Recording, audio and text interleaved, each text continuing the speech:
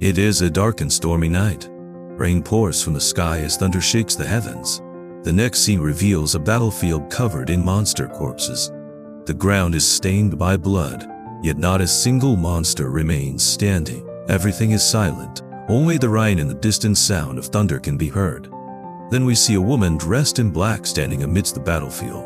In her hand is a blood-stained dagger radiating a sinister purple glow. Looking ahead, she says, "Kang, you are really something." In the middle of the battlefield, surrounded by countless monster corpses, stands a man clad in silver armor. His body is covered in blood as he grips a massive sword with one hand. Yet despite surviving such a brutal battle, another sword has already pierced through his back. Looking at him, the woman continues, "Even under a 100-foot accelerated aging effect, you still managed to clear the ancient god's ruins. But this divine artifact, the Eye of Judgment, I will be taking it now." In the next scene, we learn that the man is still alive. Coughing up blood, he slowly raises his head and says in a trembling voice, "Why would you betray me at a time like this? I am your brother, Qin Xiaoyou." It is then revealed that the man's name is Qin Feng, and the woman standing before him is none other than his own sister, Qin Xiaoyou. The divine artifact, the Eye of Judgment, can be seen glowing in her hand. After everything Kang had endured, the person who betrayed him in the end was his own sister. Hearing those words, Qin Xiaoyou's expression turns cold. Looking at Qin Feng with disgust, she says, "Brother?" A moment later, her voice becomes even harsher. "Qin Feng, you're nothing more than an adopted child my parents took in. You don't even share my blood, and yet you dare call yourself my brother." Just then another man approaches from the darkness. Looking at Qin Xiaoyou, he says, "That's no way to talk." The moment she sees him, Qin Xiaoyou's cold expression disappears. With a smile on her face, she calls out, "Brother Song Fei." Meanwhile, Song Fei glances at the wounded Qin Feng and says, "Still, this so-called brother of yours was quite useful." In the next scene, Qin Xiaoyou walks over to Song Fei and hands him the Eye of Judgment. A smile appears on her face as he accepts the divine artifact. Looking down at the heavily wounded Qin Feng, Song Fei smirks and says, "Qin Feng, I really should thank you. Without you, Xiaoyou and I would never have obtained the divine artifact." He then points at the sword lodged in Qin Feng's back and continues, "To completely drain your lifespan in one go, I went through great lengths to obtain the soul-stealing blade, and now it's buried inside your body." A mocking smile spreads across his face. "So, do you like my parting gift?"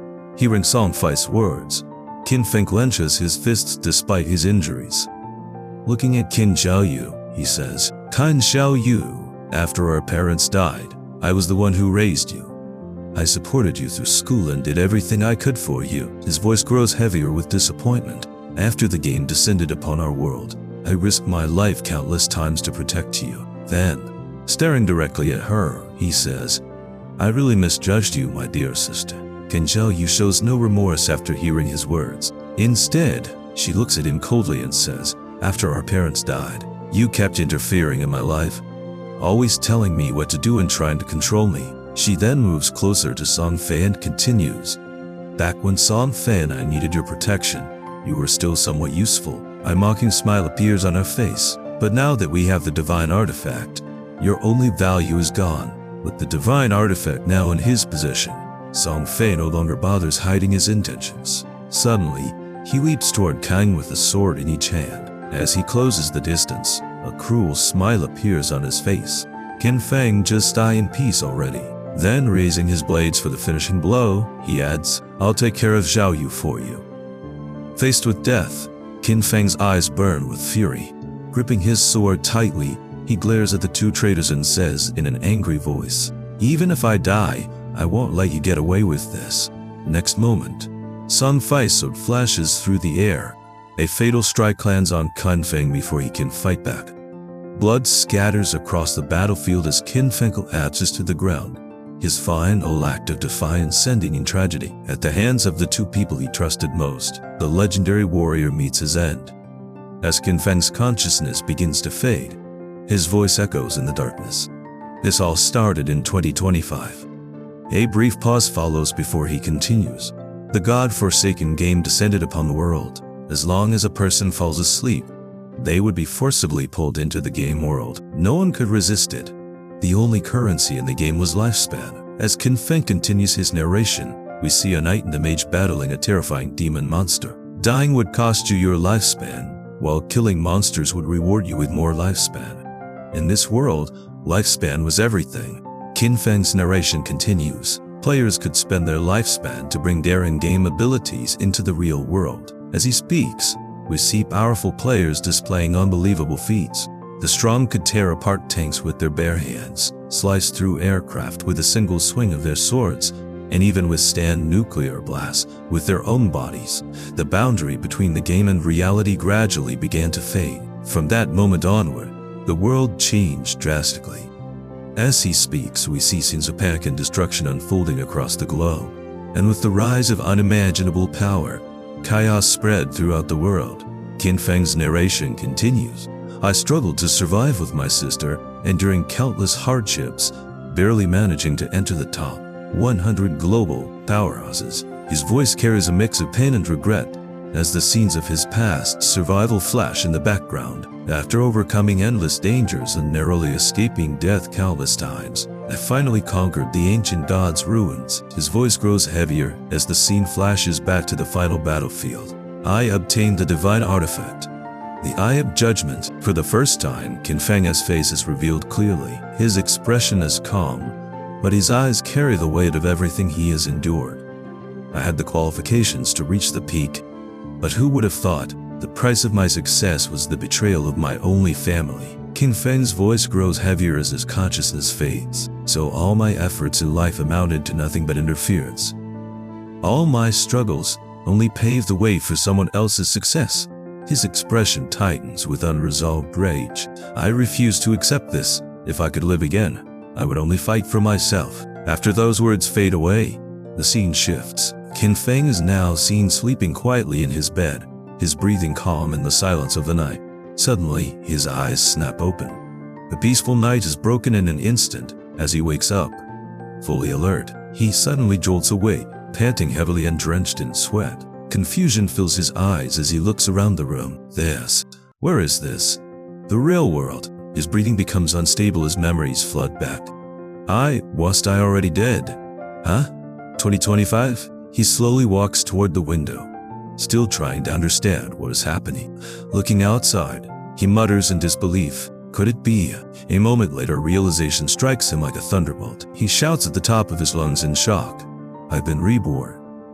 Back to 9 years ago, the day the God-forsaken game descended. In the next moment, the door is kicked open with a loud bang. Xiaoyou storms inside with an angry expression. In the kitchen, Qin Feng is seen holding a cup, still processing everything that has just happened. Qin Xiaoyou glares at him and says, Qin Feng, you really are home. Why didn't you answer my call? Qin Feng stands silently, his eyes narrowing as he recalls what is about to happen. As expected, on the day the God-forsaken game descended, Qin Xiaoyou had a big fight with me because of Song Fei, he thinks to himself. At that moment, Qin Xiaoyou kicks the trash can in anger, her voice filled with frustration. I just went to support brother Song Fei. Why are you making such a big deal out of it? She glares at Qin Feng and continues. You don't even understand how important it was for me to go support him this time. Qin Feng silently observes her outburst. His expression unchanged as memories align with what is about to happen. Before the game descended, Song Fei was a somewhat popular underground idol, and Qin Xiaoyou was one of his obsessed fans. Qin Xiaoyou continues venting her anger, her voice growing sharper with each word. Those fan groups and girls have already started interfering with my brother's interests. I have to go support him, and those damn stalkers and Sase Aang fans are disgusting. They cling to my brother like a sticky plaster. She glares at Qin Feng again and continues. Now that my brother is in crisis, and you are constantly obstructing me, cutting off my money and not letting me rank up, it's all your fault if I end up like some small shrimp. Qin Feng remains silent, his thoughts deep and cold as he watches everything unfold. Qin Feng's eyes darken as he reflects on the truth behind Song Fei. Song Fei seems glamorous on the surface, but in reality, he's a complete scumbag who has tricked many of his female fans out of money and even their lives. He recalls how he tried to protect Qin Xiaoyou from him, to prevent Qin Xiaoyou from being scammed. I always forbade her from hanging around that guy. But in the end, I was accused of controlling her life. Qin Xiaoyou suddenly loses her patience and starts yelling at Qin Feng, pointing a finger directly at him. Hey, are you deaf? I'm talking to you. Why are you acting like you can't hear me? Her voice grows sharper as she continues, filled with frustration. It's all because of you that my brother dropped off the top rank this month. If you don't give me money to rank up, I will. Before she can finish her sentence, Qin Feng's patience finally breaks. Without saying a word, he steps forward and slaps Qin Xiaoyou across the face. The force of the impact sends her stumbling backward, and she falls to the ground. For a brief moment, everything goes silent. Qin Xiaoyou lies on the ground, trembling, her face flushed red from the slap. A thin trail of blood runs from her nose. She stares at Qin Feng in shock, unable to believe what just happened. Qin Feng, you actually hit me. Qin Feng glares at her with a dark, domineering expression, his tone cold and unwavering. Qin Xiaoyou, I don't have the time or mood to argue with you today. He takes a step closer, his voice dropping lower with warning. But if you keep barking at me, you'll smash that mouth of yours. Qin Feng takes out an ATM card and throws it toward Qin Xiaoyou. This is the money left behind by our parents. No matter how hard I've struggled all these years, I never touched a single cent. He looks at her coldly and continues, They'll return it all to you today. Qin Feng turns away from her and starts walking toward his room. His voice remains cold and steady as he says, For our parents' sake, I won't stoop to your level. He pauses for a moment, then continues, But listen up from now on. Without turning back, Qin Feng finishes his sentence in a cold tone. I, Qin Feng, will have no sister like you. He enters his room and shuts the door firmly behind him. The sound echoes through the silent house. Left alone outside, Qin Xiaoyou sits on the floor, tears forming in her eyes as she clutches her burning cheek. Her expression is a mix of pain, anger, and disbelief as she glares toward the closed door of her brother's room. Inside his room, Qin Feng sits in silence, deep in thought. In my past life, to protect Qin Xiaoyou, I missed too many opportunities. Too many secret treasures and dangerous dungeons I gave up exploring. His eyes narrow slightly as a new resolve forms within him. I am also curious. Without this burden, how far can I go? In his hand, Qin Feng holds two sleeping pills, turning them slowly as he continues to think. Without hesitation, Qin Feng swallows the pills and drinks water to wash them down. His eyes remain cold and determined as he speaks. This time, I will use my understanding of the game from my past life to stay ahead of everyone. He pauses briefly, his gaze turning sharper. Qin Xiaoyou, you are on your own now. Then a faint killing intent flickers in his expression as he adds, And Song Fei, I will personally take your head. Qin Feng's expression turns cold and terrifying as an ominous purple aura begins to swirl around him, radiating killing intent. His eyes burn with determination as he prepares to face all those who betrayed him. In the next scene, Qin Feng is seen walking through a dark room illuminated by a faint blue light, his silhouette moving steadily forward. Qin Feng looks around the dimly lit space as faint blue light reflects across the walls. The career choice hall. I really miss it. A nostalgic yet cold expression appears on his face. I remember the first time I came here.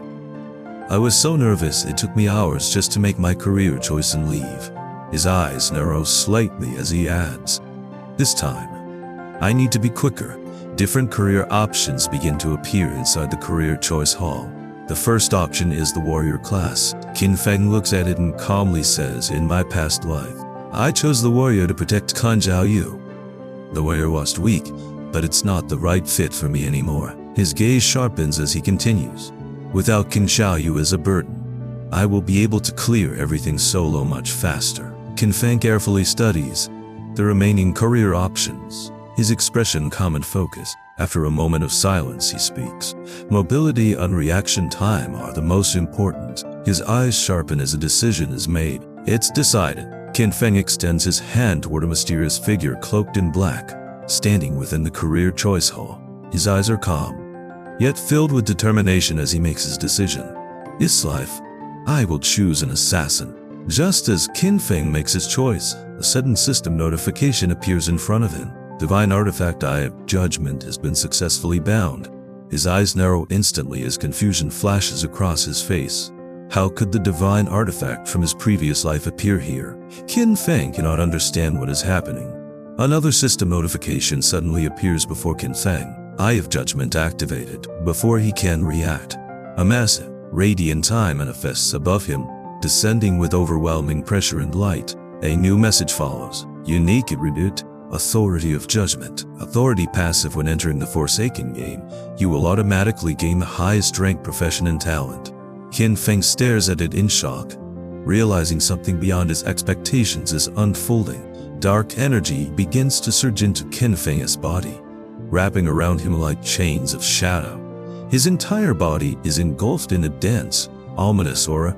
As the transformation intensifies, his system notification appears in front of him. Congratulations, you have gained a hidden profession. As the dark aura swirls around Qin Feng, a hand slowly emerges from the shadows. At the same time, another system notification appears, currently specializing. Specialization complete. The atmosphere suddenly turns eerie as a final message appears before him. You have become the Shadow Assassin. The dark aura surges violently, as if acknowledging the birth of a profession that should not exist. As the dark aura begins to fade, Qin Feng's new in-game appearance is finally revealed. His hair has turned white, and a dark cloak drapes over his body as he steps out from the shadows. Feeling the power flowing through him, he looks at his hands and says, "So this is the highest tier hidden profession for assassins." A look of surprise appears on his face as he compares it to his past life. It's completely different from the warrior I chose before. He clenches his fist, sensing the overwhelming strength within him. Just gaining this profession gives me such power. Qin Feng is visibly shocked by the power radiating from this hidden class. As he tries to process what has just happened, he says, "Every profession has an extremely small chance of unlocking a hidden higher tier profession." His gaze shifts toward the Eye of Judgment as a thought crosses his mind. And yet, the Authority of Judgment turned the tiny possibility into a certainty. A look of curiosity appears on his face. What exactly is this thing? Another system notification suddenly appears before Qin Feng. Authority of Judgment, the most genuine and ancient primal authority in the universe. Its power surpasses rules and order. You temporarily cannot actively activate this authority because you do not possess divinity, but its passive effect remains active. Qin Feng quickly realizes what that means, so the divine artifact could be fully activated only after obtaining divinity. As he reads the description, shock fills his face. A primal authority that surpasses rules and order? Even with all the knowledge from his previous life, he had never heard of anything so absurdly powerful. Qin Feng stares at the notification, his mind racing as memories from his previous life surface. In my previous life, it wasn't until the 7th year after the God-forsaken game descended that a powerful player managed to leave the God's abandoned realm and reveal the existence of the Realm of Order. His expression grows more serious as he recalls what happened next. Only then did humanity learn about the existence of Order's power. He pauses for a moment before continuing, but even years later, not a single person ever managed to obtain the power of Order. We see Qin Feng's face up close as excitement and determination fill his eyes. I never expected that at the very start of my journey, I would obtain a primal authority that surpasses order and rules. A confident smile slowly appears on his face. As long as I can leave the God's abandoned realm and reach the realm of order to obtain divinity, I'll be able to activate this authority. His eyes burn with ambition as he looks toward the future. Looks like I have another goal in this life. A new system notification appears before Qin Feng. Profession selection complete. Please enter your game alias. The system is now asking him to choose his in-game name. Qin Feng thinks for a moment before making his decision. Since my profession was born from the shadows, I'll go with Shadow. The moment he confirms it, another notification appears. Your alias is Shadow. As soon as the name is confirmed, a series of system messages appear before Qin Feng. Entering the God's abandoned realm, the surroundings begin to change as the system continues its introduction. This is a ruined land filled with countless monsters. Be careful, they are always ready to tear you apart and steal your lifespan. Another message follows. Leave the town and hunt monsters to earn rateable lifespan. Then comes the final warning. But if you die in the game, you will lose half of your lifespan, both tradable and non-tradable. A flash of light appears and Qin Feng lands on the ground. As he looks around, he finds himself in what resembles a beginner's village, filled with newly arrived players. At the same time, a system notification appears before him. This area is Shell Town. It is a safe zone. No monsters exist here, and players cannot attack one another. A final line appears beneath it. Lifespan lost speed 1. As Qin Feng observes his surroundings, more and more players begin appearing in Shell Town, having just completed their profession selections. The moment they arrive, confusion spreads through the crowd. One player looks around nervously and asks, "Hey, where is this place?" Another rubs his eyes in disbelief and says, "I just got off my night shift and went to bed." Am I hallucinating? All around the town, similar voices can be heard as people struggle to understand what is happening. Watching the scene unfold, Qin Feng thinks to himself, so many people have already been pulled into the game. Unlike everyone else, he knows exactly what is happening. While the other players stand there confused and frightened, Qin Feng remains calm, carrying the knowledge of a future no one else has seen. As more players arrive, many of them begin noticing Qin Feng. His white hair, dark cloak, and mysterious aura make him stand out from the crowd.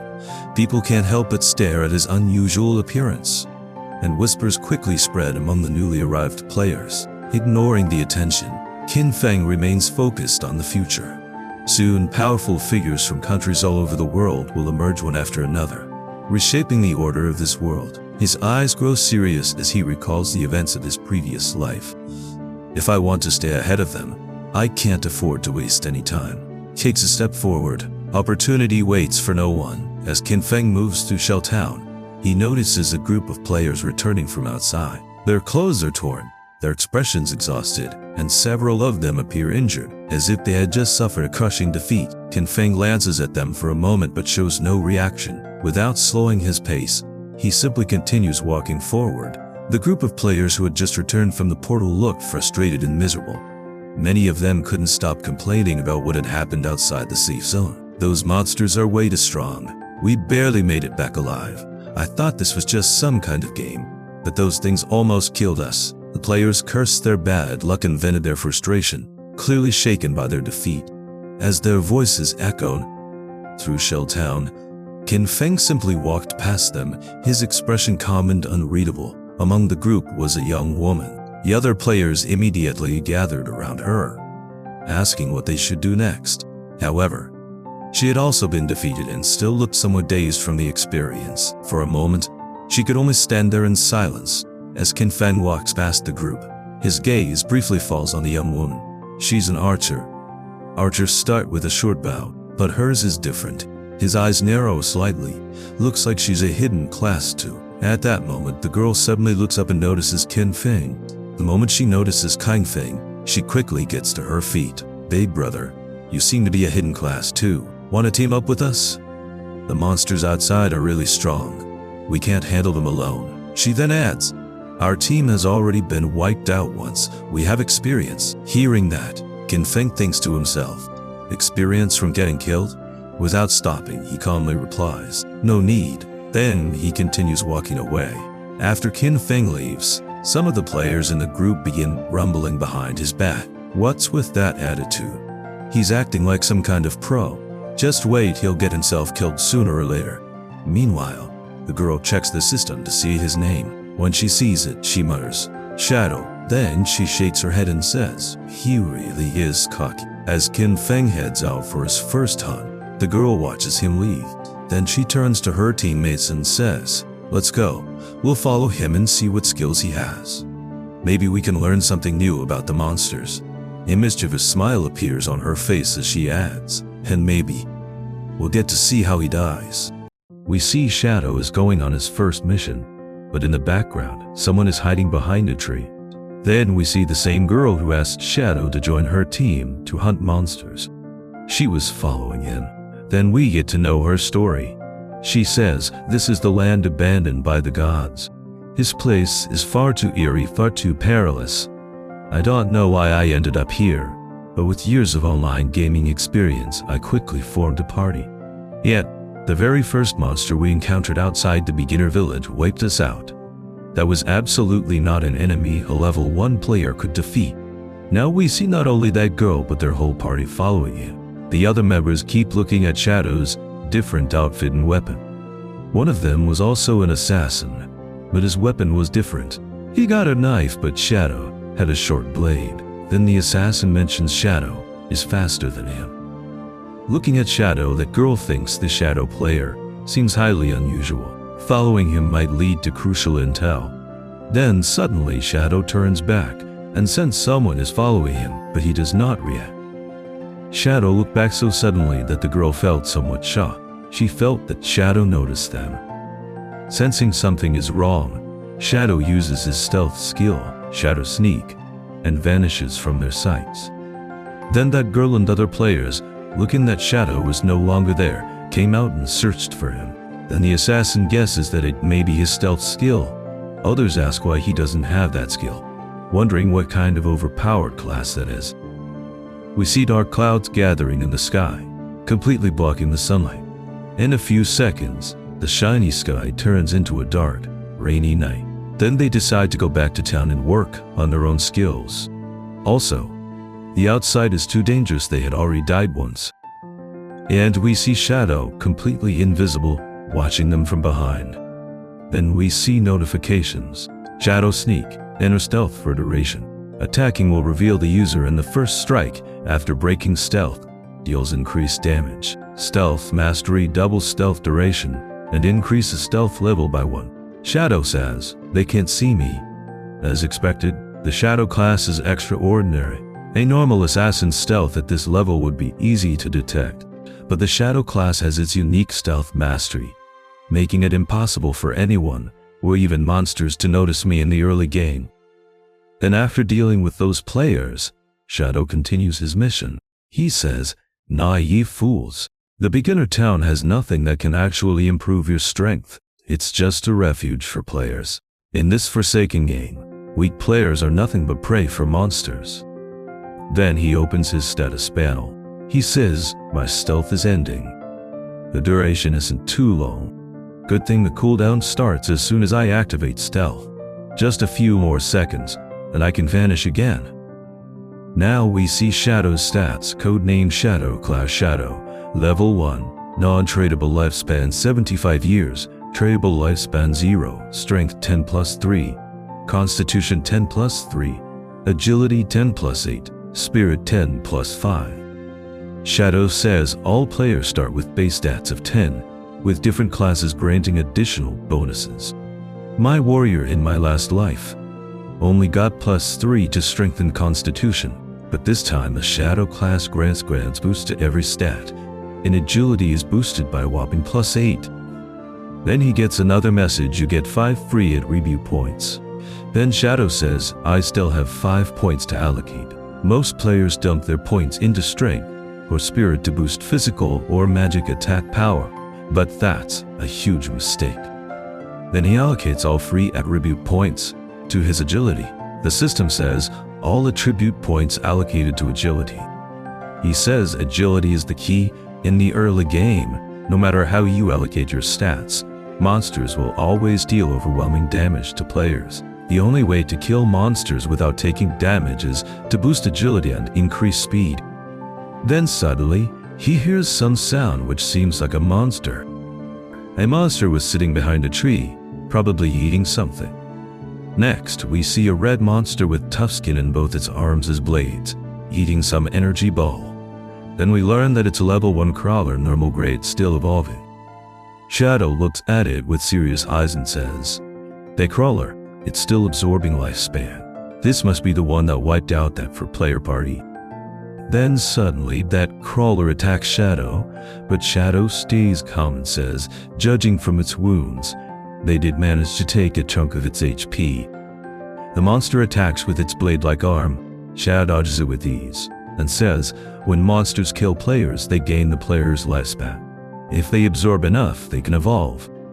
Then Shadow uses his Shadow Sneak skill and disappears from where he was. The monster gets confused and starts looking for Shadow where he disappeared. Shadow comes from behind with a powerful hit called Stealth Break Strike. That hit was pretty hard. The monster is pinned down to the ground. With only one hit, the monster is dead. Shadow gets a notification. You dealt 170 for damage. You have slain crawler level 1. You gained 10 experience. He says, I didn't expect a one-shot kill. Sure, attacking a crawler's nape triggers a critical hit, but this damage is insane. The system says because of backstab skill, if the attack comes from outside the enemy's vision, damage is doubled. Shadow says that explains it. Backstab stacked with multiple skills, creating a terrifying damage multiplier. I remember back when I played as a warrior, even a critical hit barely did 40 damage, and I had to struggle for ages to kill a crawler, nearly dying in the process. We see Qin Feng holding his terrified sister after killing the same monster in his previous life when he was a warrior class. And then they split the lifespan after defeating the monster. But now, Shadow is alone on this journey, stronger with no weakness. He collects the lifespan. A message pops up. You gain 3 days of tradable lifespan. You gain 50 for years. 155 days of non-tradable lifespan. He says 5 people died, each losing at least 20 to 30 years. That should add up to over 100 years. But since the crawler absorbed it first, I only got 50 for years from it. Oh well, non-tradable lifespan isn't useful for now. Then he gets more messages saying, I have Judgment's authority activated. Congratulations, you have obtained the talent Infinite Evolution. Infinite Evolution is a primal talent. When killing monsters solo, you have a chance to earn evolution points to upgrade skills. And we see a big glowing energy sphere looking like an eyeball behind Shadow. The next message says, every 24 hours, you gain 5 evolution points. Defeating a boss class monster solo guarantees evolution points. You currently have 5 evolution points. Reading all those messages, Shadow gets excited and says, Infinite Evolution? Can I upgrade my skills? In my last life, I never heard of anything like this. No matter what gear or skill book dropped from monsters, its grade was fixed. There was no way to improve it. So this is power beyond rules and order? Alright, let's test this. Upgrade Shadow, Sneak and Backstab. Then a message pops up, spent for evolution points. Skill upgraded successfully. Shadow Sneak upgraded from normal to bronze level. Stealth duration increased from 12 seconds to 16 seconds. Breaking stealth attack. Bonus increased from 60% to 90%. Cooldown reduced from 28 seconds to 26 seconds. Now the second skill, Backstab Enhancement, upgraded from inferior to normal. Attacks from behind now deal 15% more damage. Shadow says, Shadow Sneak now lasts 16 seconds. With Stealth Mastery, that's doubled to 32 seconds. With such an extended stealth duration, I can now maintain permanent invisibility. If my skills had been upgraded earlier, I could have one-shot even a full HP crawler. Shadow hears a human voice behind him. Another player says, look at that scrawny guy taking down a monster solo. I told you this game was easy. We see a man with the warrior class and a girl with the mage class. That girl says, bro, you are amazing. With your physique, you could probably take down 10 people. The man says, don't worry, I will protect you. Our hero turns around to look at them, but suddenly feels something wrong. And he looks behind them. There is something on the tree. That man says, hey man, you look like you are struggling alone. What? Well, I carry you. Suddenly, Shadow remembers a monster from his past life, called Nurturer, a spider-like creature, and uses his skill Shadow Sneak to get ready for the fight. The man and the girl don't know anything yet. The girl says, huh, bro, that guy just disappeared. The man says, must have been intimidated by my ripped muscles, and starts laughing. Then we see huge spider-like monsters coming down from the tree. The man and that girl notice something coming down from above, so they looked up. Both are terrified seeing those huge spider monsters. The monster jumps on them and crushes them like slapping a mosquito. Blood splashes everywhere. Then we learn that the monster is called Nurturer. As Shadow had predicted, the monster was at level 1 in bronze grade. Then, after killing those players, the monster upgrades from bronze to normal grade. Shadow is still there, but because of stealth, the monsters can't see him. He thought The Nurturer is a beginner boss with around 1600 HP, not something a normal rookie can handle. And also it has all these little spiders under its command. Shadow starts running to that monster with his full speed to kill it, and says, "Perfect. Let's see just how strong my upgraded skills are." As we know, the first strike in stealth mode will double the strength of the attack and break the stealth mode, so the strike was dangerously powerful. With the strike on the head, that monster starts screaming in pain, also striking everywhere with rage. Shadow activates Shadow Sneak again, and hides from the monsters. Then we see Shadow attacks the boss monster, and deals 338 damage by attacking its weak point. Other small spider monsters also come down. Shadow is hiding behind the tree and thinks, "That was close. Good thing my agility is high enough. If that had hit me, with only 130 HP, I would have been instantly killed." Then a message pops up saying Shadow also took 9 damage after the strike. He says, "But that last hit did over 300 damage. That felt amazing." That monster starts screaming and breaking all the trees in rage to catch whoever attacked him. Shadow says it's enraged. These monsters are intelligent. They won't just stand there and take hits. And we see Shadow hiding behind the tree, planning to attack. He says, "Looks like it's attacking indiscriminately to pinpoint my location, and those little spiders are on alert now. I can't rush in recklessly anymore. But if my guess is right." Then Shadow aims for the boss spider monster and throws a stone charged with energy.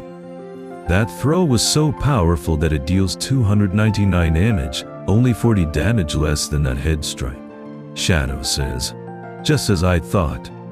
My main damage output comes from the ambush strike bonus from stealth and class skill enhancements, so even throwing a rock at the enemy still deals solid damage." Then he picks up another stone, aims for the monster, and throws it like a bullet. He says, "All I have to do is wait for Shadow Sneak to come off cooldown. Then throw a rock. The rock will trigger ambush strike, backstab, and weak point attack bonuses." The stone goes right through the head of the boss monster, dealing 279 damage. Shadow says, "Then activate Shadow Sneak again. Stay hidden until Shadow Sneak is off cooldown, and then attack again."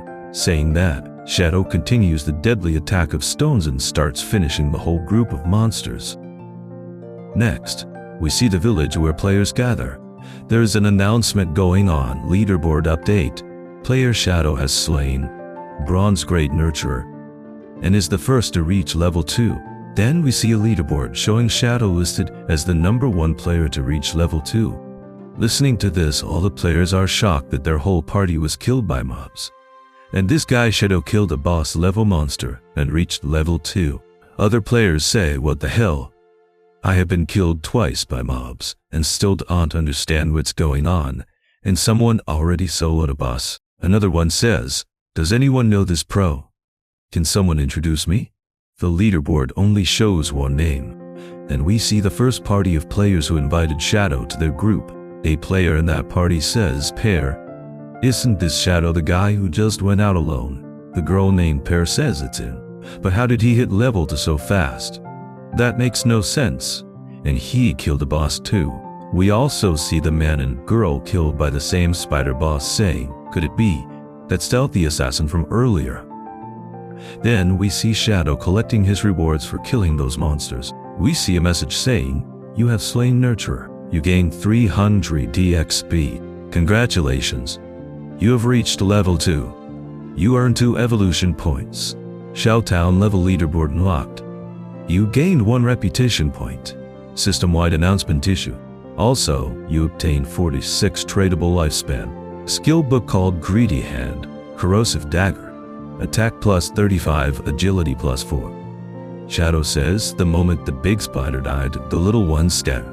And I should have killed them first for more EXP." Shadow notices the Greedy Hand skill. The description pops up: skill book, Greedy Hand, Bronze Grade, Assassin skill book. After learning, you can use it on slain monsters, granting a 20% chance to obtain an additional loot reward. Required level 1 to learn. He says didn't expect a bronze boss to drop this god-tier assassin skill. Then we see a memory of Shadow from his past life, where a player uses the greedy hand skill. Shadow says this skill significantly increases loot acquisition.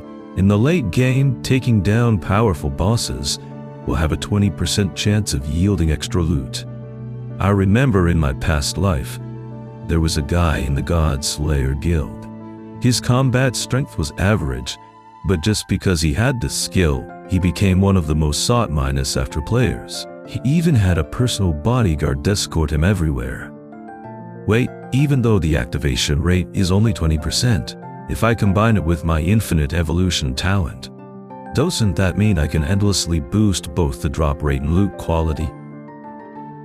The chapter opens at a school. Students can be seen moving around the campus, and everything appears completely normal at first glance. We then see Qin Xiaoyou, the younger sister of our MC, walking through the school with one of her friends. Judging by her expression, she is clearly in a bad mood and seems annoyed about something. Noticing this, her friend asks, "Xiaoyou, aren't you going to call your brother and apologize? We skipped the exam yesterday to secretly go support Song Fei. Your brother must be really angry." However, Qin Xiaoyou does not seem to feel guilty at all. Instead, she immediately replies, "I didn't do anything wrong, so why should I apologize? If it weren't for him, we wouldn't have almost missed the entrance time yesterday. He should apologize to me." Hearing this, her friend is left completely surprised. After all, everyone knows how much Qin Feng cares about his sister. She then says, "Whoa, but he treats you so well. Sometimes, I really envy you for having such a brother." But instead of calming down, Qin Xiaoyou becomes even more irritated. She angrily responds, "Like hell he does. He is always meddling in my business all day long. It's not like he is my real brother. Brother Song Fei is enough for me." Just hearing those words is enough to make readers frustrated, especially knowing everything Qin Feng sacrificed for her in the previous timeline. At that moment, her friend notices something unusual on her face and asks, "By the way, Xiaoyou, what happened to your face?" Not wanting to reveal the truth, Qin Xiaoyou casually brushes it off and says, "I tripped and fell." A short while later, the two girls arrive at their classroom. However, something immediately feels wrong. Instead of students sitting and preparing for class, a large crowd has gathered in front of the classroom door as if something unexpected has happened. Curious about what has caused such a commotion, Qin Xiaoyou and her friend make their way through the crowd and finally step inside the classroom to see what everyone is staring at. The moment they enter the classroom, they are greeted by a shocking sight. A student is lying unconscious on top of his desk. However, that is not the disturbing part. The truly terrifying thing is that his body is slowly becoming more and more transparent, as if he is gradually fading out of reality itself. The other students look just as confused as she is. One of them steps forward and explains what happened. He says, "Not sure. Just now, Brother Wei said he wanted to take a nap. And when we turned around, he was like this." From the sound of it, everything happened in just a matter of moments. 1 second, Jiang Wei was completely normal. The next, he was lying unconscious and slowly fading away before everyone's eyes. Just then, another student who has been checking the latest news on his phone suddenly speaks up. Looking visibly shaken, he says, "Whoa, this isn't an isolated case. It's all over the internet, and it seems like people worldwide are experiencing the same phenomenon. Some experts say that as long as you fall asleep, you'll enter a semi-transparent, phantom-like state. No one knows why yet." Hearing this, the atmosphere in the classroom instantly becomes even heavier. What everyone thought was a strange incident involving a single student is actually happening all around the world. With news of the phenomenon spreading across the entire world, panic quickly begins to set in among the students. Realizing how serious the situation might be, Qin Xiaoyou's friend immediately reaches for her phone and says, "I need to call my parents and warn them. Xiaoyou, you should call your brother too, just in case." Considering everything that is happening, that would be the normal thing to do. However, Qin Xiaoyou is still holding on to her resentment toward Qin Feng. Without showing even the slightest concern, she coldly replies, "Hike. Like it ever contact him first. A guy like him? A TD better if he just dropped dead." Just hearing those words is enough to make readers angry, especially knowing how much Qin Feng just sacrificed for her. After taking down the boss monster, Shadow begins checking the rewards for his victory. As expected, his newly acquired infinite evolution talent immediately starts, showing just how broken it truly is. A notification suddenly appears before him. Greedy Hand evolution successful. Greedy Hand evolved from bronze to gold grade assassin class skill. When looting an enemy, there is a 70% chance of obtaining an extra piece of loot. In a single evolution, the skill jumps all the way from bronze grade to gold grade. Even among hidden class players, this kind of growth is almost unheard of. Wanting to test the power of his newly evolved skill, Shadow immediately activates Greedy Hand and uses it on the rewards he just received. A moment later, another notification appears before him. You have gained 2 evolution points. You have obtained 46 days of lifespan tradable. The results are even better than expected. Greedy Hand has already started generating extra rewards, proving just how valuable this skill will become in the future. Seeing the extra rewards, Shadow is clearly satisfied with the result. The value of Greedy Hand has already exceeded his expectations, and he is only getting started. Looking at the notification, he says, "Not bad. I got an extra 2 evolution points. To evolve Greedy Hand to +3, I need 3 points. Good, soon I will have a 100% chance of getting extra loot. If he manages to reach a 100% success rate, every enemy he kills will guarantee additional rewards.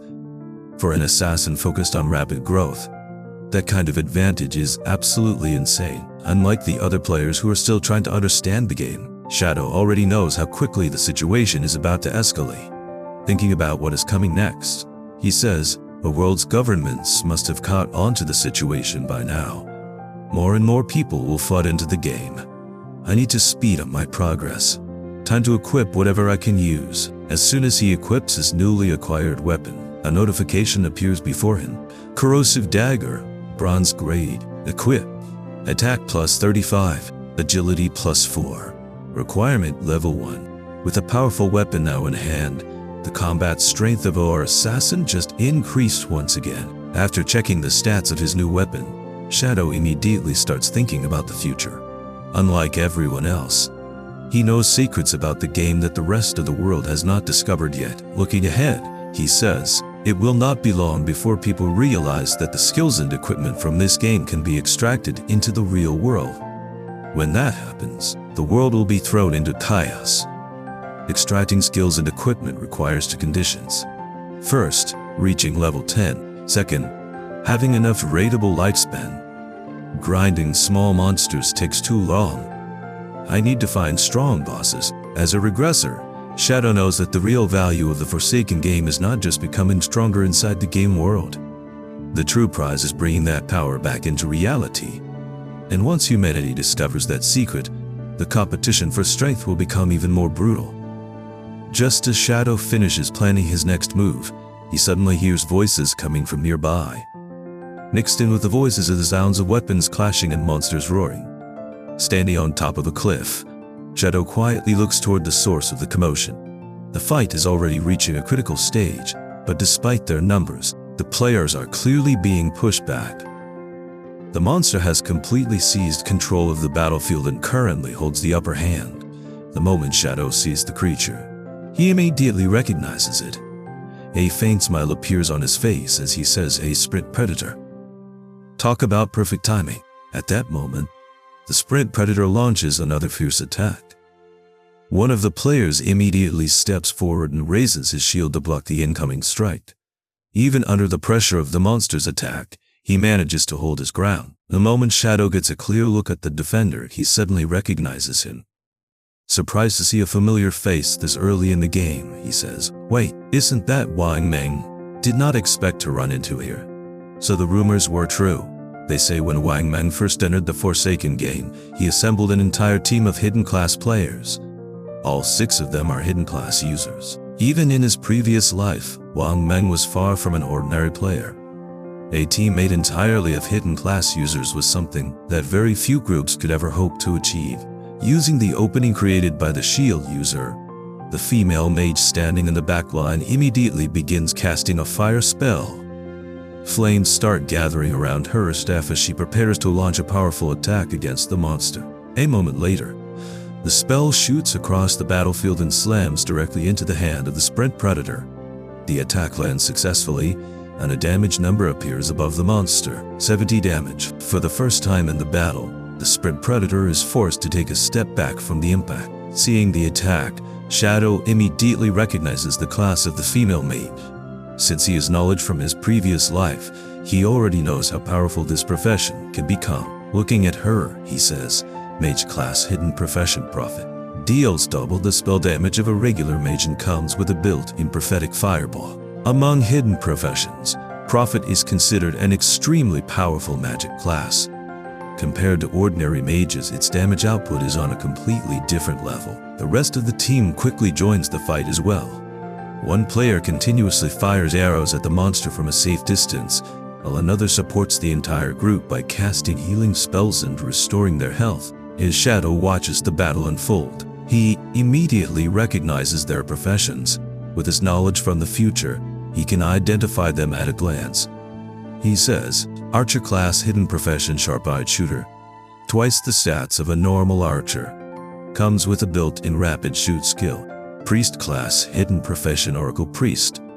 Twice the healing power of a regular priest. Start with group healing skills. It is no wonder this team is able to hold its own against a bronze-grade monster. Every member possesses a hidden profession, giving them a massive advantage over ordinary players. Despite the attacks from the entire team, they still struggle to harm the sprint predator. The monster moves with incredible speed, dodging most of their attacks while constantly looking for opportunities to strike back. Whenever the monster targets one of the party members, Wang Meng quickly steps forward and blocks the attack with his shield. And whenever he gets injured, the Oracle Priest immediately heals his wounds, allowing the team to maintain their formation. As the battle drags on, the team begins to realize just how troublesome this monster really is. Looking at the sprint predator, the archer says, This monster is too fast. Our ranged attacks aren't hitting. Even so, the team has no intention of giving up. Determined to keep fighting, the player with the night class says, Healers, keep me alive. Everyone else just keeps attacking. We will whittle it down eventually. Watching the battle from above, Shadow can immediately tell that things are not as simple as Wang Meng believes. Looking at the confidence on his face, Shadow thinks chipping away at its health. Wang Meng sure is optimistic. However, Shadow already knows the biggest problem with Wang Meng's plan. Looking at the battlefield, he thinks, but he forgot this is the wild. If a battle drags on, other monsters will swarm in. And almost as if to prove his point, a new monster suddenly appears behind Wang Meng and launches an attack. Looking at the creature covered in dark brown sludge, Shadow immediately recognizes it and says, A corruptor, a level 2 regular monster covered in a dark brown sludge, uses ranged attacks. The sudden appearance of another monster catches the team off guard. Realizing the danger, one of the sword wielders quickly warns Wang Meng and tells him to look behind. Li rushes toward the corruptor and attacks it. However, despite his powerful hidden class, the damage is much lower than expected, only 33 damage. Before he can react, the corruptor launches a special attack. A massive sticky sludge shoots toward Wang Meng and instantly traps him in place, restricting his movement. The sudden appearance of even more monsters throws the team into chaos. Seeing the corruptoress joining the battle, the female mage is visibly terrified. Panic starts to set in as she runs around the battlefield, desperately calling for help. Just as the corruptor is about to attack the female mage, a dark figure suddenly appears.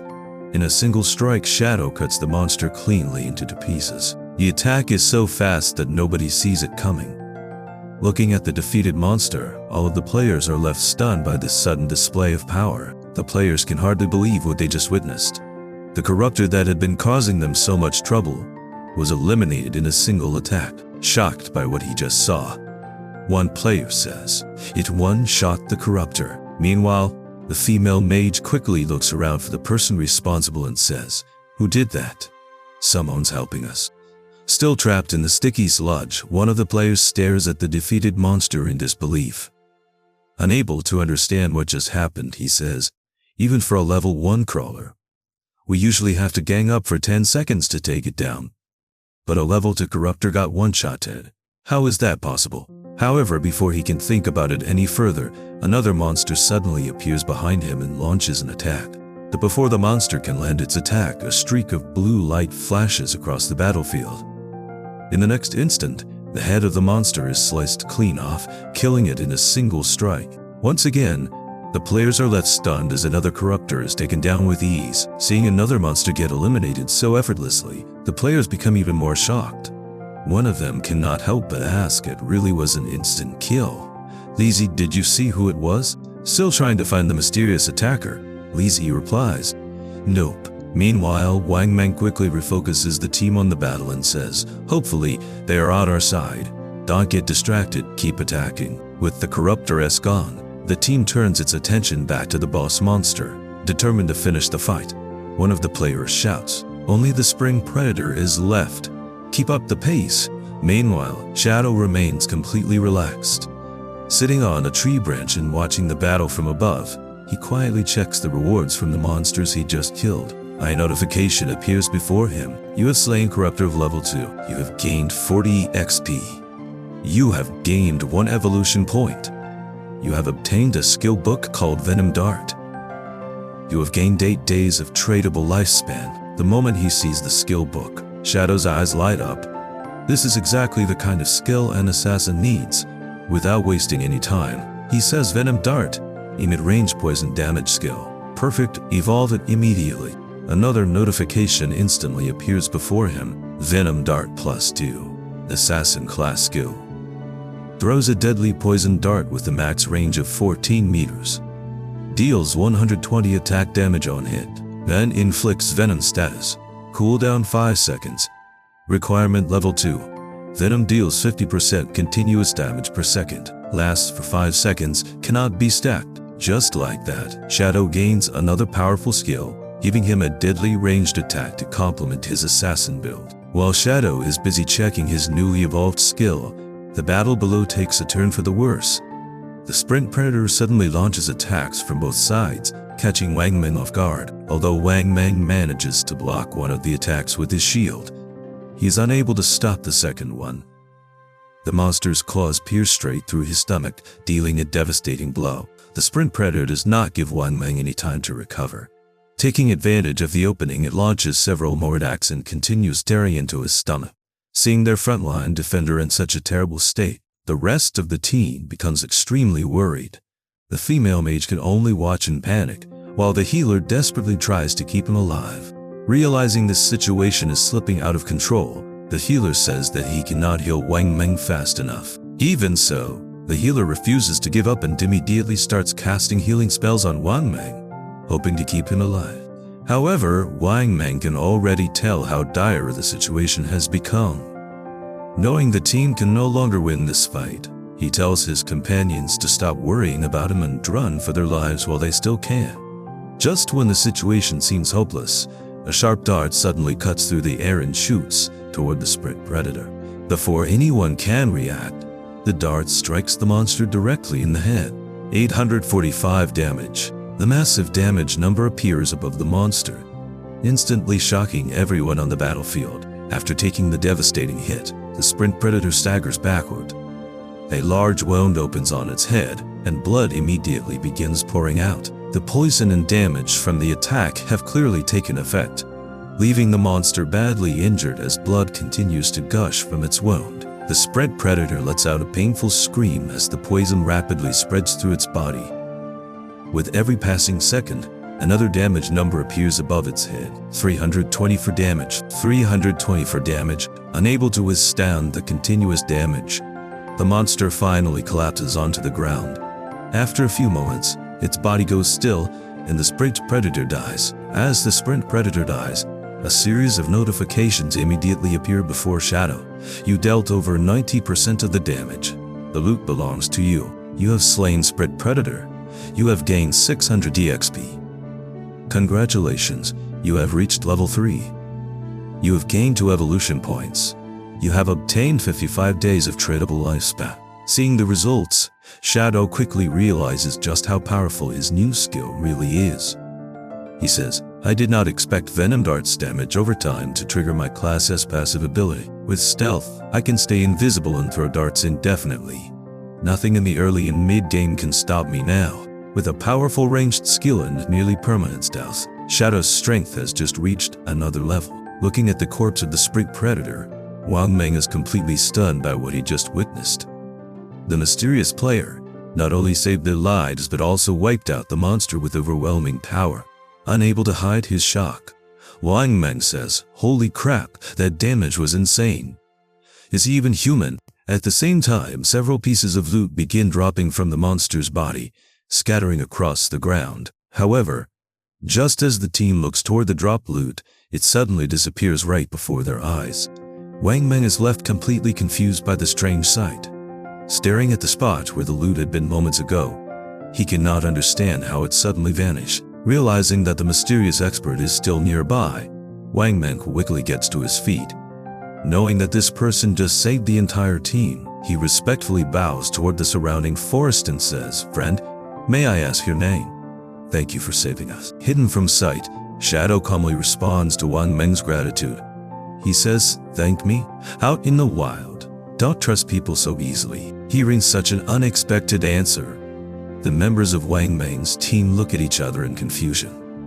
For a moment, nobody knows how to respond to those words.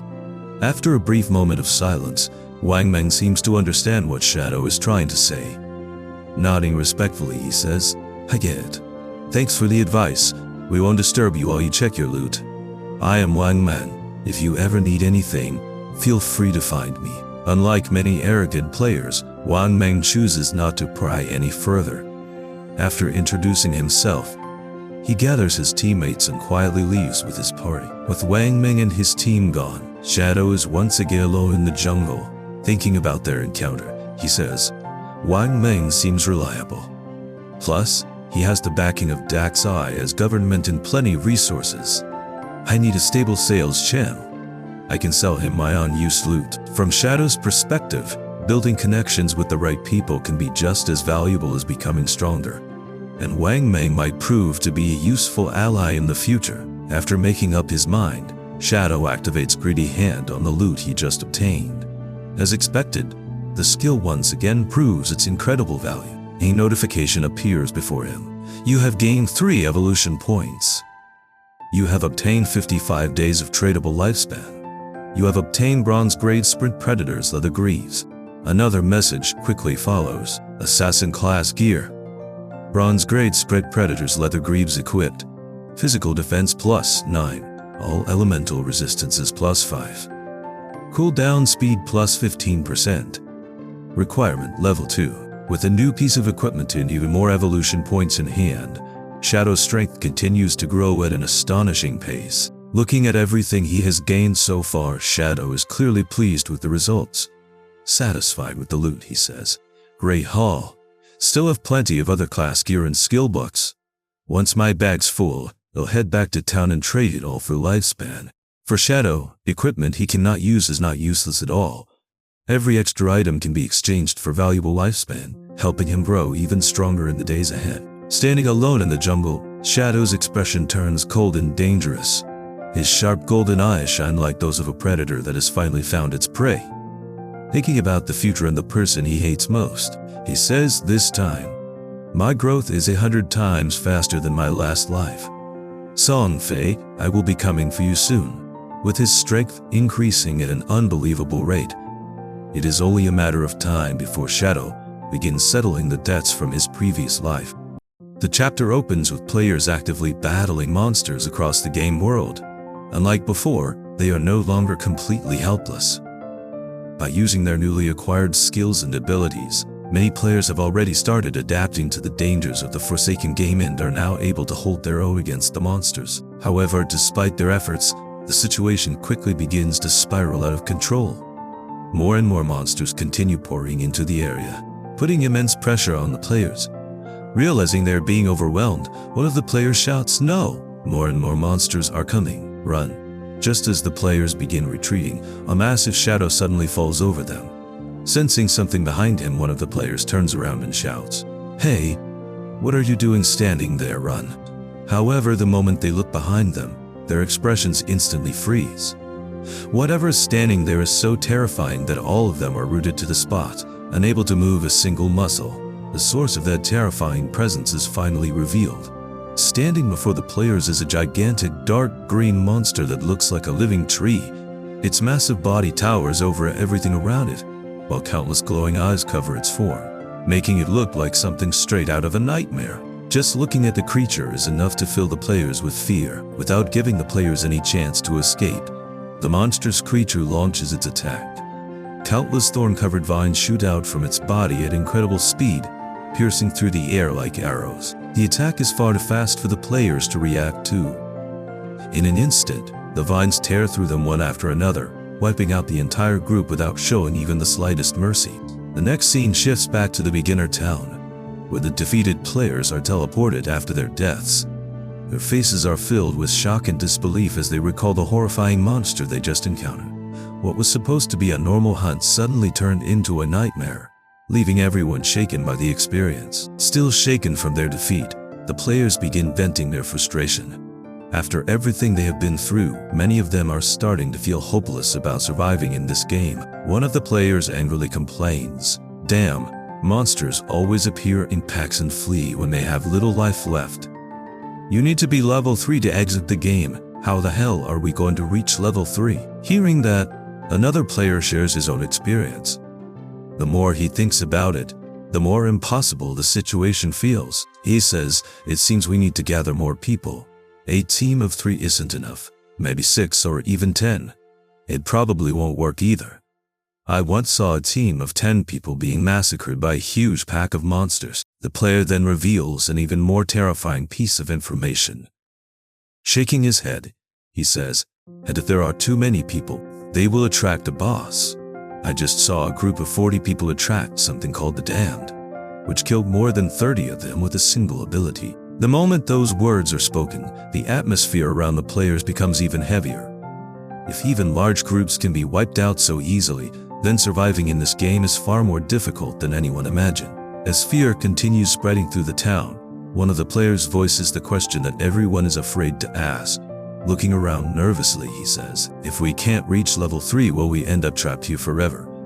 We all got here after falling asleep. In other words, only our consciousness are here. If we can't leave the game, our bodies will starve to death." Those words immediately silence the crowd. Nearby, Parent and her party quietly listen to the conversation. After everything they have experienced since entering the game, their expressions are filled with disappointment and frustration. The confidence they had at the beginning is nowhere to be seen. The gloomy atmosphere weighs heavily on Parent and her party as well. Frustrated by their repeated failures, Pear clenches her fists and says, "Damn it. Why is this game so hard?" One of her teammates looks even more worried. Thinking about the consequences of dying again, he says, "Sister Lee, we have already died 3 times. We have less than 10 years of tradable life left. What if?" Before he can finish his sentence, Lee immediately cuts him off. Her expression turns serious as she says, "Whether it's real or not, we can't die again." At that moment, the players look toward the leaderboard, which displays the rankings of the strongest players in the game. Right at the very top sits a familiar name, Shadow. Not only is he ranked first, but he is also the only player who has reached level 3. Meanwhile, almost everyone else is still stuck at level 1. Seeing the massive gap between Shadow and the rest of the player base, Lee cannot hide her shock and says, "How is this Shadow guy leveling up so fast?" Staring at the name at the top of the leaderboard, Lee's expression becomes increasingly serious. If everyone else is struggling to survive while Shadow continues leveling up at an unbelievable pace, then he clearly knows something that other players do not. With a worried look on her face, she says, "He must know some method. We have to find a way for him to get us to level 3 to leave the game." Having made up her mind, Lee immediately turns to her teammates and gives them an instruction. She says, "Help spread the word. If that Shadow guy gets us to level 3, when we return to reality, I will give him 10 million in cash." The moment those words leave her mouth, the surrounding players are stunned. 10 million is an enormous amount of money, and many of them can hardly believe what they just heard. Meanwhile, Lee remains confident in her decision. Thinking to herself, she believes, I don't think Shadow can remain indifferent to 10 million. Meanwhile, far away from the beginner town, a mud-covered monster is roaming through the wilderness. Suddenly, a projectile shoots through the air and strikes the monster with perfect accuracy. The attack lands instantly, killing the creature in a single shot before it even has a chance to react. While other players struggle to survive, Shadow continues hunting monsters at an incredible pace. One after another, monsters fall before him as he steadily gathers more rewards and evolution points. Soon, another notification appears before him. You have killed a contaminant or level 2. You have gained 20 experience points. You have obtained 1 evolution point. Looking at the notification, Shadow is satisfied with the result. He says, "Alright, now I have enough evolution points." Without any hesitation, Shadow immediately uses his newly gathered evolution points to upgrade Hand of Avarice. A system notification appears before him. You have spent 5 evolution points. 0 points remain. The moment the upgrade begins, Shadow's left hand starts glowing brightly.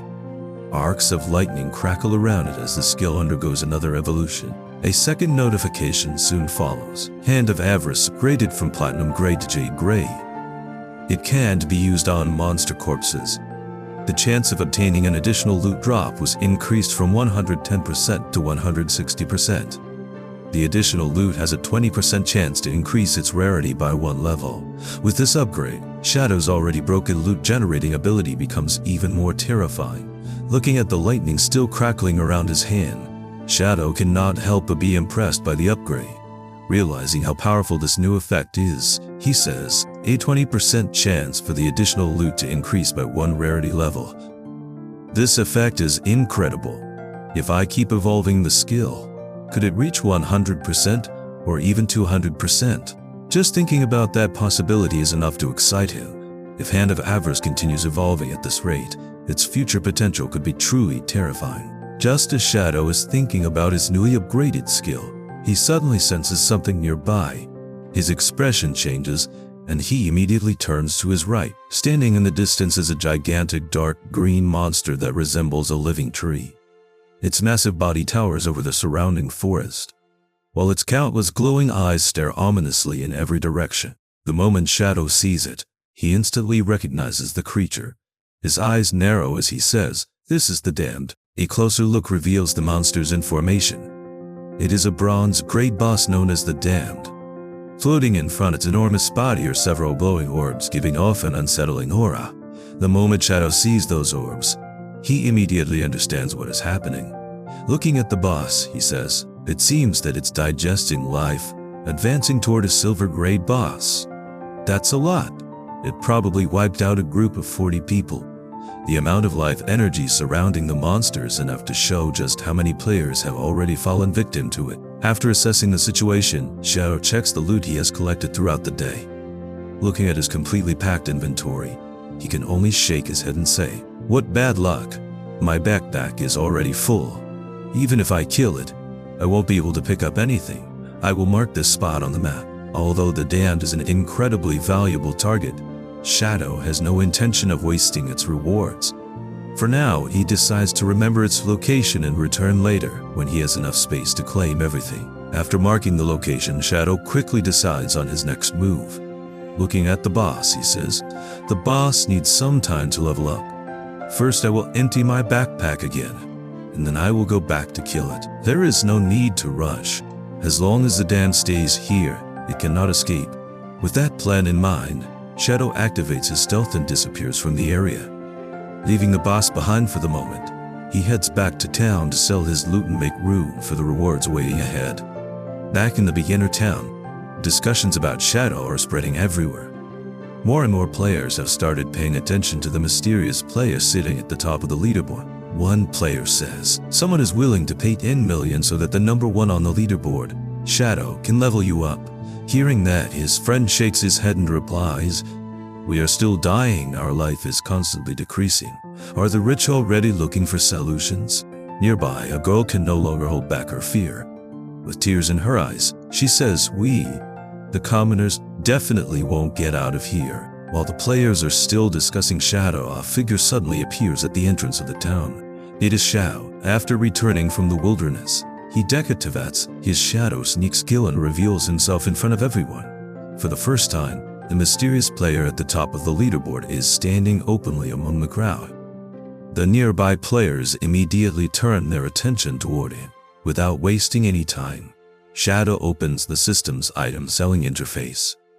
A public message immediately appears above him for everyone in town to see. Equipment in skills sale. Only 10 minutes. Hurry if you want to buy. After posting the announcement, Shadow calmly walks into the middle of the crowd and sits down, waiting for interested buyers to arrive. The moment the players see the message, the entire area begins to stir with excitement. The moment the players notice the announcement, the crowd immediately erupts into discussion.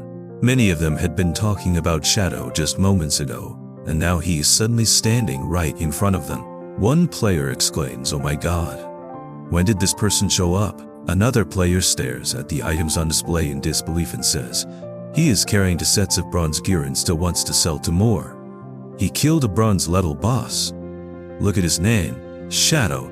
As more people gather around, another player points toward him and says, "Is that the number 1 on the leaderboard, Shadow?" As the crowd continues gathering around Shadow, a girl begins making her way toward him through the sea of players. At the same time, some players notice something unusual about his appearance.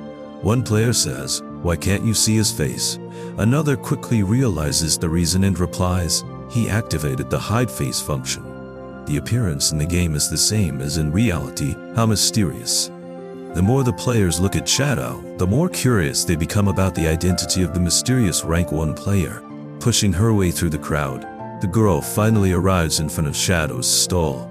After looking through the items he has listed for sale, her attention is immediately drawn to a skill book.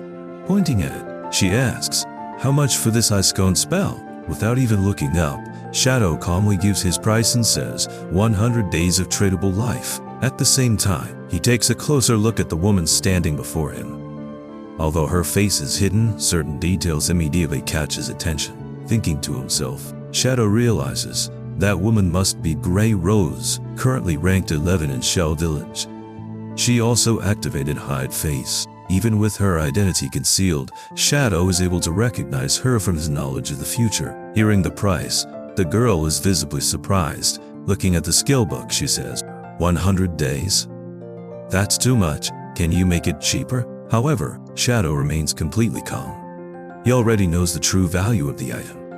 Without changing his expression, he says, "The common skill Ice-Cone spell greatly increases the speed of monster elimination in the early stages for mages. 100 days is already cheap." From Shadow's perspective, the skill is worth far more than most players currently realize. The girl thinks for a moment before proposing another option.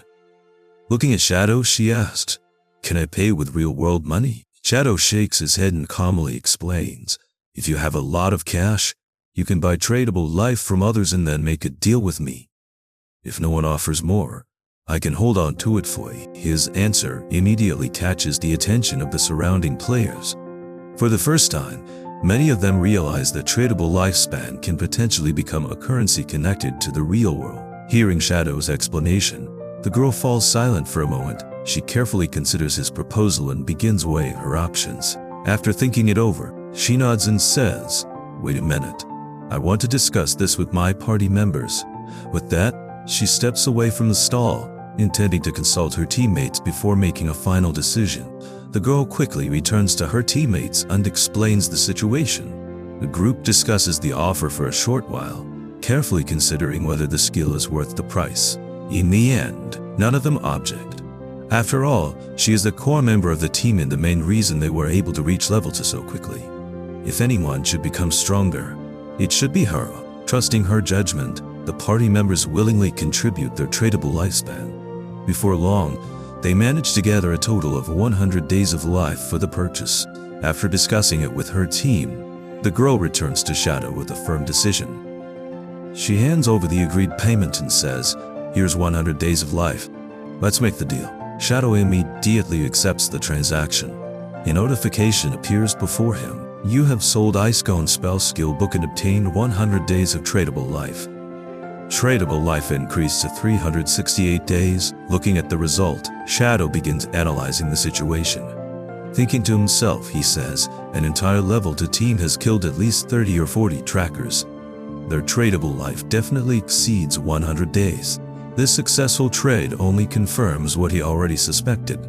Many powerful teams are quietly accumulating large amounts of tradable lifespan. Just as Shadow is finishing the transaction, a familiar voice suddenly calls out from the crowd. Pushing her way through the surrounding players, Li quickly arrives in front of his stall. It is clear that she has been searching for him for quite some time. The moment she reaches him, she looks directly at Shadow and says, "Finally, I found you, Shadow." Without wasting any time, Li gets straight to the point.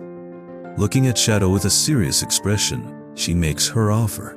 She says, "Shadow, I'll give you a chance. Just take me to level 3. When we return to reality, I will give you 10 million in cash."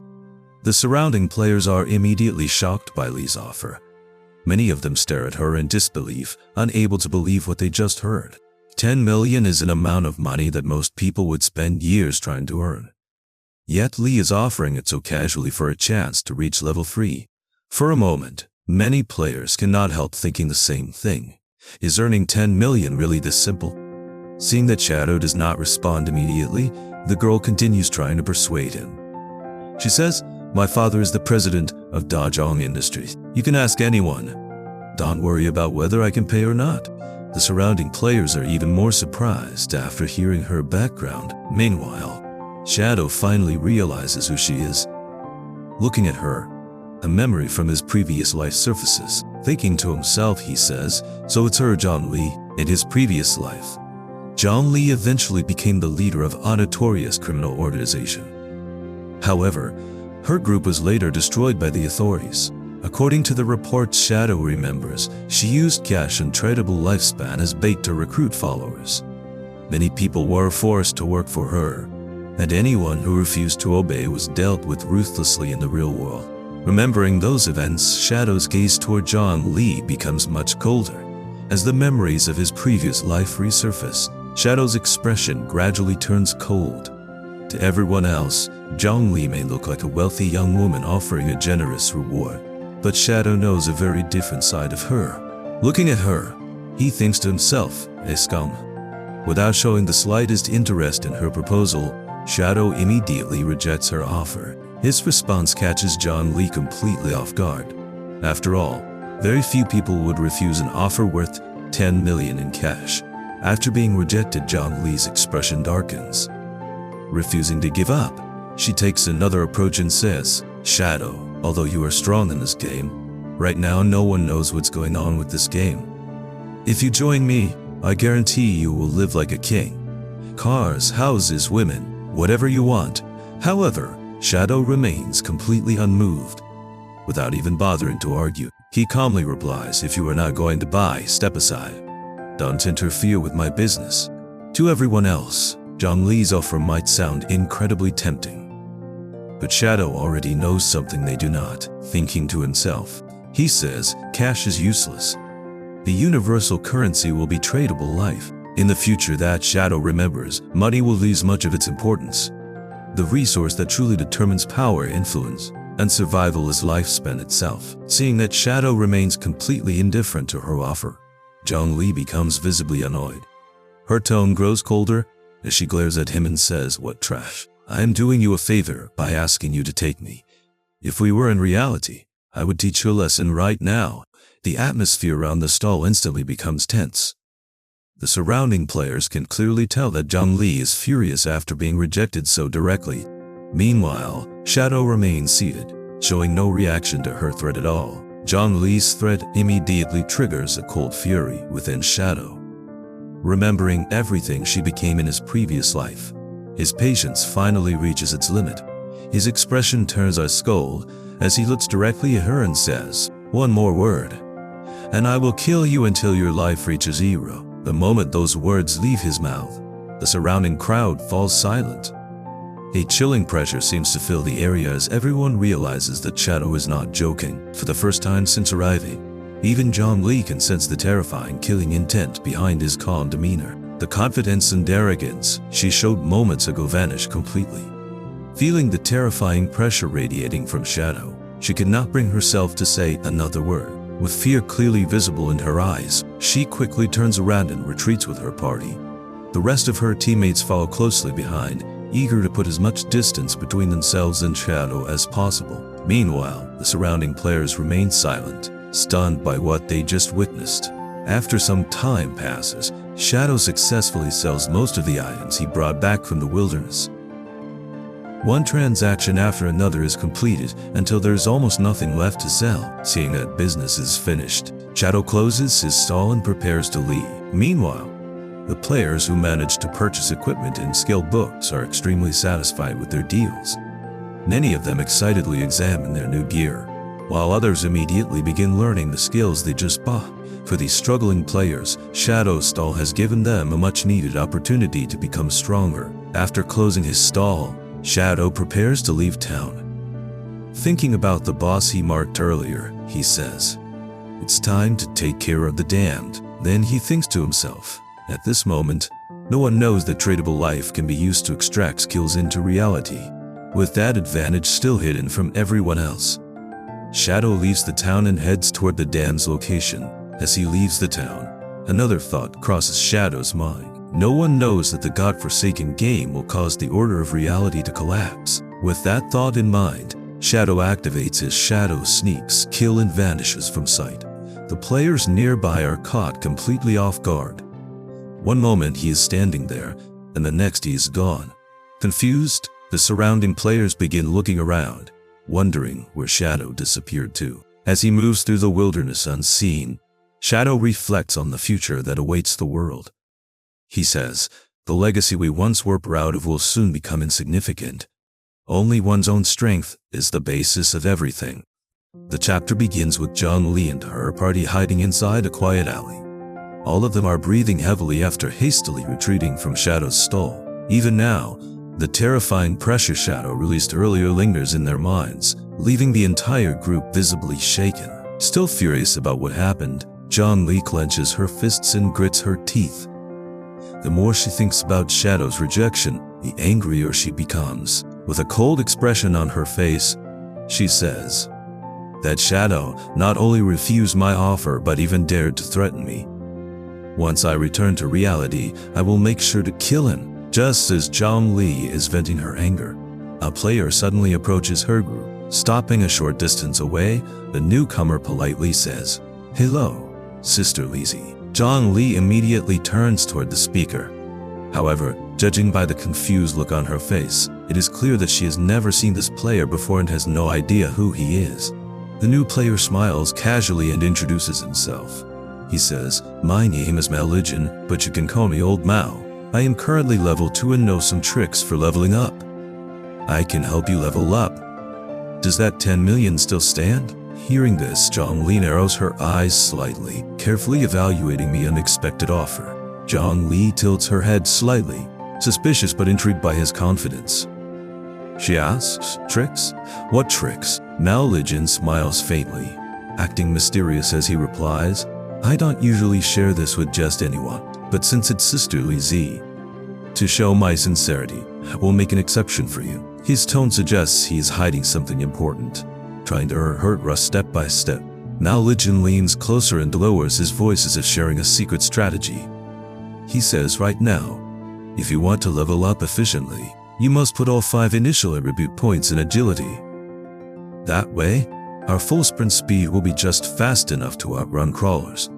You get what I mean?" Zhang Li pauses for a moment, clearly surprised by the simple but effective strategy. The idea clicks instantly in her mind. She thinks to herself, "So that's how this game works. Damn it, I already put my 5 initial points into strength." A trace of frustration appears on her face as she realizes she may have made a poor early game decision. After processing the information, Zhang Li regains her composure.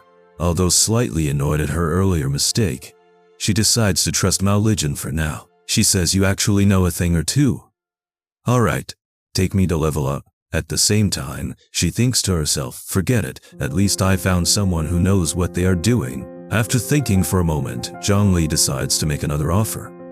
Looking at Mao Lijin, she says, "That you are not as strong as Shadow. I can give you 5 million. Will you accept?" get me to level 3 and I will pay you in cash when we return to reality. It is clear that she still values strength above everything else. In her eyes, Mao Lijin is useful, but he has yet to prove that he can match someone like Shadow. Mao Lijin grins after hearing the offer. Without any hesitation, he says no problem. That Shadow may be strong, but he seems to have some brain issues. Turning down a simple 10 million, what an idiot. Hearing this, several members of Zhang Li's party exchange glances. Although Shadow's strength is undeniable, Mao Lijin clearly believes that rejecting such a huge amount of money was a foolish decision. Meanwhile, Shadow is already back in the wilderness. Hidden by his stealth skill, he silently approaches his target. Like a predator stalking its prey, Shadow prepares to attack. In front of him stands the damned. Compared to before, the monstrous tree has become even larger and more imposing. Gray mist surrounds its massive body as it continues its evolution. Looking at the boss, Shadow says, as expected, this boss has already evolved to silver tier. It's shrouded in gray mist and is still evolving. Shadow slowly stands up from his hiding spot, holding a poisoned art in one hand. Looking at the evolving boss, he says, the evolution from silver to gold will take at least 7 or 8 hours. I am too lazy to wait. As soon as he finishes speaking, Shadow leaps forward and launches a stealth break strike combined with poison dart. The attack shoots through the air and strikes one of the damned's eyes directly. A damage number appears above the boss. 659 damage. The sudden attack interrupts the monster's evolution and instantly grabs its attention. The moment the dart pierces its eye, the poison takes effect. The dam begins losing health every second as the venom spreads through its body. A painful screech echoes through the forest as the monster thrashes in agony, its evolution abruptly interrupted by Shadow's attack. After landing the attack, Shadow immediately activates Shadow Sneak once again and vanishes into the shadows. Before the dam can locate its attacker, Shadow is already gone from sight. Hidden within the shadows, Shadow calmly watches the boss suffer from the poison. Thinking to himself, he says, its HP is only 2 or 3 times that of a bronze tier boss. That's just the equivalent of 2 or 3 venom darts. Meanwhile, enraged by the attack, the dam begins preparing a powerful skill. The damned gathers energy from its surroundings, forming a massive energy sphere in front of its body. A moment later, it unleashes the attack with full force. The devastating shockwave erupts outward, destroying everything around the monster. Trees are torn apart, the ground cracks open, and the entire area is reduced to ruins. Amid the devastating barrage, Shadow moves like a phantom. Using his agility and experience, he skillfully avoids every attack aimed at him. However, anything struck by those powerful blasts is instantly destroyed. Trees collapse, rocks shatter, and nothing caught in the attack remains standing. After the onslaught finally ends, Shadow calmly analyzes the battle. He says the Curse Master is a mage-type boss. Most of its skills are area attacks, and they deal high damage. After throwing a venom dart, I immediately backed off, barely escaping its attack range. Had I been hit, with my current HP and defense, I would be as good as dead. Suddenly, the Curse Master senses something behind it and immediately becomes alert. Without hesitation, it gathers energy once again, forming another massive energy sphere. The monster then unleashes the attack toward the area where it detected a presence. Shadow dashes through the battlefield, constantly changing directions as he avoids the boss's attacks while searching for an opening. As he runs, he carefully plans his next move and says, I must wait until Stealth's cooldown ends. Then Luan Chan attacked during the lull in the boss's assault. Immediately after, I need to activate Stealth to exit its attack range. After repeatedly unleashing its overpowered attacks, the Curse Master begins to stumble from exhaustion and the continuous poison damage. Seizing the opportunity, Shadow instantly launches another Stealth Break Strike. 659 damage. The attack lands cleanly, causing the monster to let out a painful scream. This time, dark blood gushes from its wounds as its health drops dramatically. Realizing it is no longer winning the fight, the Curse Master turns around and starts fleeing. Watching the fleeing boss, Shadow remains completely calm. He says, the boss's HP is nearly depleted. It has started to flee. Good, better than a futile, dying struggle. As the Curse Master desperately tries to escape, Shadow quietly prepares his final strike. Shadow leaps over the fleeing monster and delivers a strike with all his strength. The Curse Master crashes to the ground from the sheer force of the attack. Looking at the defeated boss, Shadow says, "Surrendering without resistance makes things so much easier for me." With one final blow, he finishes the monster off. A system message immediately appears before him. "You have slain Silver Tier, Curse Master. You gained 1800 EXP. Congratulations. You earned 4 evolution points. You obtain 124 days of tradable lifespan." Looking at the rewards, Shadow is pleasantly surprised. He says, "I can't believe I leveled up to times and even got 4 evolution points." Then, when it is time to collect the loot, Shadow activates Hand of Avarice. A moment later, the rewards are amplified. Instead of 4 evolution points, he receives 8 evolution points. Instead of 124 days of tradable lifespan, he receives 248 days of tradable lifespan. Seeing the doubled rewards, a satisfied smile appears on Shadow's face. After collecting all the rewards, Shadow stares at the final numbers in disbelief. He says, "I directly received the bonus reward twice. This Silver Tier boss actually granted me 12 evolution points and 372 days of tradable lifespan." Even for Shadow, the rewards are far beyond his expectations. Just then, another system notification appears before Shadow. Triggered Hand of Avarice's extra effect. One of your loot items has been upgraded from Silver Tier to Gold Tier. Shadow's eyes widen in surprise. He says this means it dropped Gold Tier loot as expected of the Emerald Hand of Avarice. It has a 20% chance to upgrade extra loot by 1 tier. Looking at the pile of loot scattered around the boss's corpse, Shadow frowns slightly. He says, "It dropped 7 or 8 pieces of equipment, and my backpack only has 10 slots. I can't possibly kill a boss and then keep running back to town every time, can I? This is such a waste of time." Then he looks at the loot hopefully and says, "I hope this Curse Master dropped a storage ring or something, so I can get more inventory slots." As Shadow begins sorting through the loot, something immediately catches his attention. Among the rewards, one item emits a golden glow. Looking at it, Shadow realizes that this is the item upgraded to Gold Tier by Hand of Avarice. Meanwhile, back in town, Wang Meng's party has safely returned from another hunt. One of the girls excitedly raises her hands and says, "I finally made it back alive." The rest of the party also looks relieved. Several members thank Wang Meng for leading them through the dangerous wilderness and helping them reach level 3. However, Wang Meng simply smiles and says, "This is the result of all our hard work together." The girl blushes slightly as she recalls their previous encounter with Shadow. With a disappointed smile, she says, "It's a pity I didn't add that Big Shot as a friend back then. It must be because I was all money." The Big Shot probably despised that. One of her teammates immediately teases her and says, "Maybe if you had been wearing that freshly dropped gear back then, he might have agreed." The comment causes the rest of the party to laugh, while the girl's face turns even redder from embarrassment. Suddenly, a system announcement appears before all players. Leaderboard updated. The moment everyone checks the rankings, they are stunned.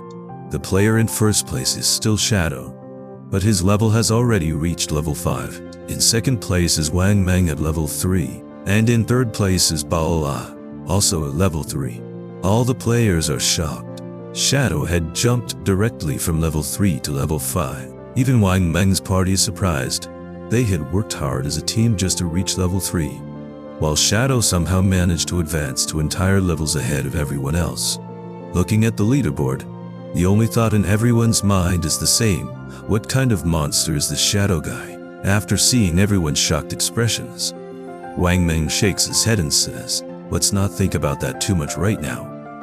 We should each return to reality and gain from our families and friends about the godforsaken game." His expression turns serious as he continues, "The world is bound to fall into chaos. At the very least, we need to warn those close to us so they can be prepared." Then Wang Meng looks at his party members and says, "All right, let's log off for now." After logging out of the game, Wang Meng suddenly opens his eyes and wakes up in his bed. The moment he regains consciousness, he sees several of his comrades gathered around him.